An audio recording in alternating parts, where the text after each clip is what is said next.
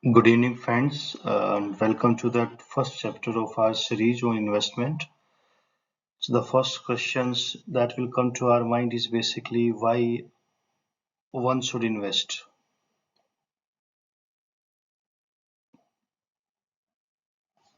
So, before we address these questions, why should I invest? Let's understand what will happen if one chooses not to invest. So, assume you earn 50,000 per month and your expense is 30,000 per month towards your day-to-day living. This can include expenses like housing, food, transport, shopping, medical bill, etc.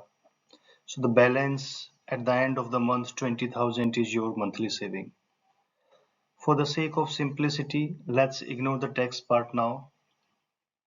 So to drive the point across, let's make a few simple assumptions. The employer is kind enough to give you a 10% salary hike every year. The cost of living is likely to go up by 8% every year. You are at 30 years old and planning to retire at the age of 50. This gives us 20 working years. You do not intend to work after you retire. Your expenses are fixed and you do not see any other for expenses. The balance cash of 20,000 per month is retained as hard cash. So going by these assumptions that we have put in this slide, here is what the cash balance will look like in the 20 years. So it's a very simple calculation that we had in Excel. The first column is the year 1 to 20. The second is current year that we are in 2023. At that when we will complete our 20 years of investment, we will be in 2042. So monthly income we have converted into annual income. 50,000 into 12 is 6 lakh.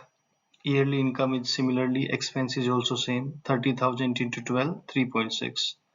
So the cash balance at the end of year is basically yearly income minus yearly expense. So 6 minus 3.6, 2.4. In the next row, what we have done in the yearly income, we have incremented 10% and the expense we have incremented 8%. The same we discussed in the next previous slide. So formula is dragged down. So if we analyze these numbers, one would soon realize this is a scary situation. A few things are quite obvious. So now, at the age of 50 years, after 20 years of hard working, you have accumulated 1.79 crore.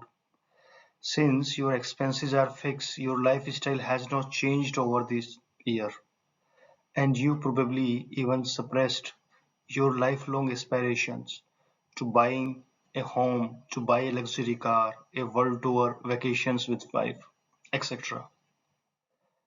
After you retire, assuming the expense will continue to grow at 8%, the retirement corpus that we have earned in last 20 years, 1.79 crore, is only good enough to sail you through roughly 8 to 10 years. After 10th year, you will be in the tight spot with literally no saving left to back you up. What would you do after you run out the money on the 10th year? How do you fund your life? Is there a way to ensure that you collect a more considerable sum at the end of 20 years?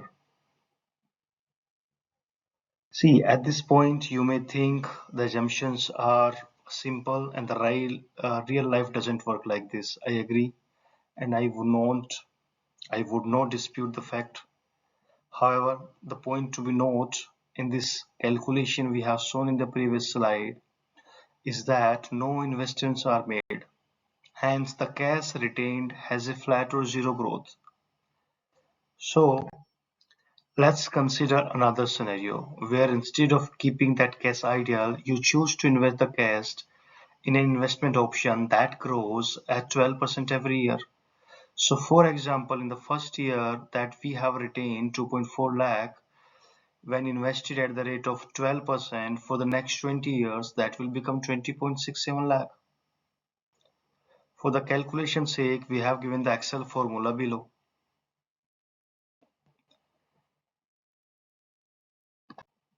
Now let's do the math again. So this is the same table we have copied from the previous slide. The first 5 columns are same, that will give you 1.79 crore. Just see the 6th column where we have put the formula of 12%. So 2.4 lakh, your first annual salary at the rate of 12% for the next 20 years will be 20.67 lakh. Same way in the second line, 2.71 lakh at the rate of 12 years for the 19 years. Third year, again, instead of 19, the formula will change to 18 years. So every row you go down, you need to minus 1 year. So finally, you can see you will be having 4.27 crore with investment. So your cash balance has increased significantly. With the decision to invest the surplus cash, the cash balance has grown 4.27 from 1.79 crore. So approx 2.5x more than earlier when you choose not to invest. So clearly with the decision to invest, you are in much better situation to deal your post-retirement life. So now going back to the same initial questions, why to invest, there are a few reasons. The first, fight inflation. By investing, one can deal better with the reality of life, the growing cost of living, generally referred to as inflation. To create wealth, by investing, one can build a bigger corpus by end of that target period. In the previous example, we have shown for the retirement, but it can be anything. Children's educations, there's marriage, house purchase, a luxury car, world tour, etc. A much better life. To meet life financial aspirations. So having figured out the region to invest, the next obvious question will be where should one invest and what return can one expect with this investing? So when investing, one has to choose an asset class that suits the individual risk and the return profile. So for example, one individual will be open to taking a lot of risk with his or her money, while another may want to take moderate risk, while another would want to take zero risk. Think of asset class as an investment vehicle defined by its risk and return characteristics. So following are that some of the popular asset class we see nowadays. The first is fixed income instruments. It has multiple options.